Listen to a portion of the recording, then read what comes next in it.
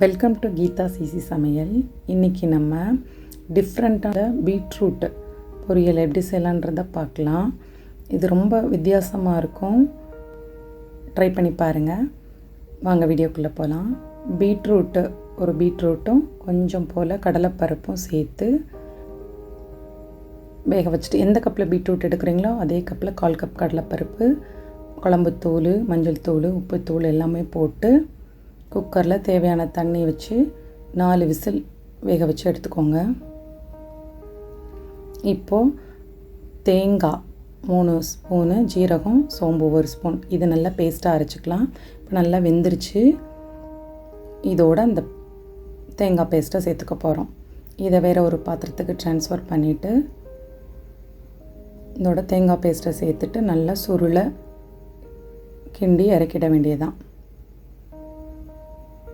ரொம்ப ரொம்ப ஈஸி. இதை மூடி போட்டுடலாம். தண்ணி கொஞ்சம் வத்திடுச்சு. இப்போது இந்த ஸ்டேஜில் தாளிச்சிடலாம். நீங்கள் தேங்காய் எண்ணெயில் பண்ணாலும் நல்லாயிருக்கும், இல்லை குக்கிங் ஆயிலும் யூஸ் பண்ணிக்கலாம், உங்களோட சாய்ஸ். கடாய் நல்லா ஹீட் ஆகிடுச்சு. இப்போ எண்ணெய் ஊற்றிட்டு கடுகு, உளுந்தம்பருப்பு சேர்த்துடலாம்.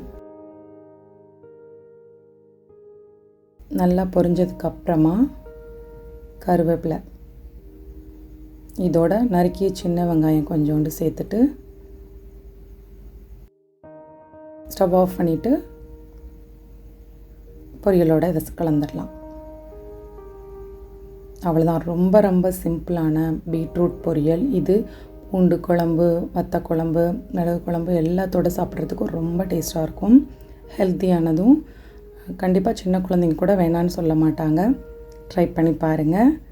ஒரு பீட்ரூட்டையும் கடலைப்பருப்பையும் வச்சு எவ்வளோ சூப்பரான டிஷ்ன்றதை செஞ்சு பாருங்கள். தேங்க்யூ ஃபார் வாட்சிங்.